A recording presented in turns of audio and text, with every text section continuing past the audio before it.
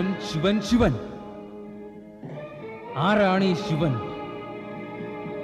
എന്തിനാണ് പിതാവ് പാർവതിക്ക് ശിവാരാധന ചെയ്യുവാൻ അനുമതി നൽകിയത്? പിതാവിന് എന്തു പറ്റി? ഒരു രാജകുമാരിക്ക് ഏതോ ഒരു യോഗിയുമായി അനുരാഗബന്ധം? ഇത് രാജകുടുംബത്തിന് ശോഭ നൽകുമെന്നാണോ? ഇല്ല, ഇത് അത്യന്തം അശോഭനീയമാണ്. ആ ജടാധാരി പാർവതിയുടെ ഭർത്താവാകാൻ ഒരിക്കലും യോഗ്യനല്ല. ഇല്ല, ഞാൻ തീരുമാനിച്ചു കഴിഞ്ഞു. പാർവതിക്ക് തപസ് ചെയ്യുവാൻ അനുമതി നൽകണമെന്ന്. ഇല്ല. എന്തുകൊണ്ട് അനുമതി നൽകണം? ഇത്തരം ചോദ്യം ഒരു പുത്രൻ പിതാവിനോട് ചോദിക്കരുത്. പിന്നെ എന്ത് ചോദ്യമാണ് ചോദിക്കുക? പിതാവേ, അങ്ങ് എന്റെ ചോദ്യത്തിന് ഉത്തരം നൽകിയേ തീരൂ. പറഞ്ഞാലും ആരാണ് ഈ ശിവൻ? അത്ര വലിയ വ്യക്തിയാണോ ഈ ശിവൻ? അയാൾക്ക് വേണ്ടി എന്റെ സഹോദരി പാർവതി ഇത്രയും കഠിനമായി തപസ് ചെയ്യണമെന്നാണോ? ആരെങ്കിലും പറഞ്ഞു തരൂ, സത്യം എന്താണ്? സത്യം എന്താണ്? ആരാണ് ഈ ശിവൻ? ഈ ശിവൻ ശിവൻ ശിവൻ ശിവൻ.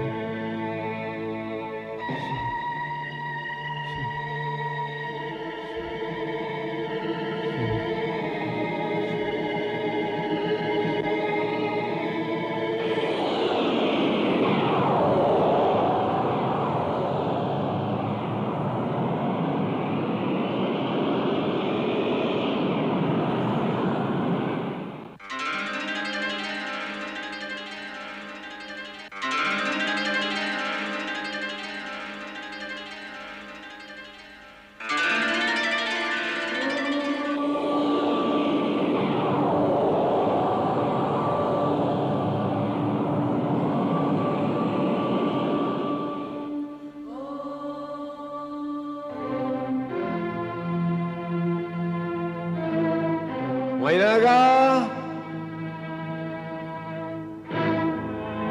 മൈനാക,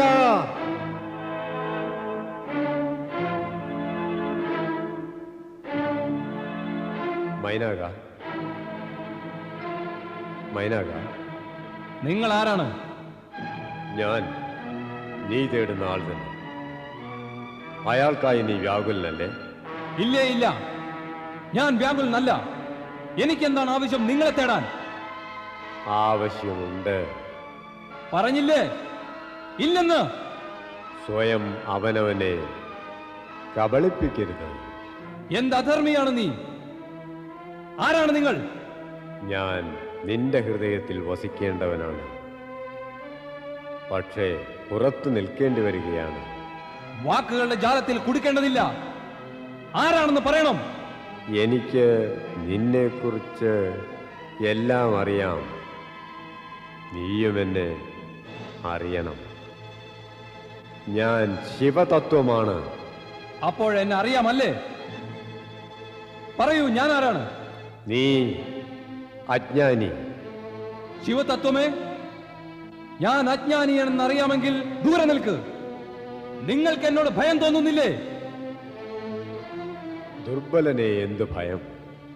ദുർബലൻ? ഞാനോ ദുർബലൻ? നിങ്ങൾക്ക് എന്റെ ശക്തി മനസ്സിലായിട്ടില്ല. ഞാനൊരു വ്യക്തിയുടെ മനോബുദ്ധിയെ ബാധിച്ചു കഴിഞ്ഞാൽ നിമിഷാർത്ഥം കൊണ്ട് ലക്ഷക്കണക്കിന് ജീവന്മാരെ മൃത്യുവിന്റെ വക്രത്തിലേക്ക് വലിച്ചെറിയുവാനാകും.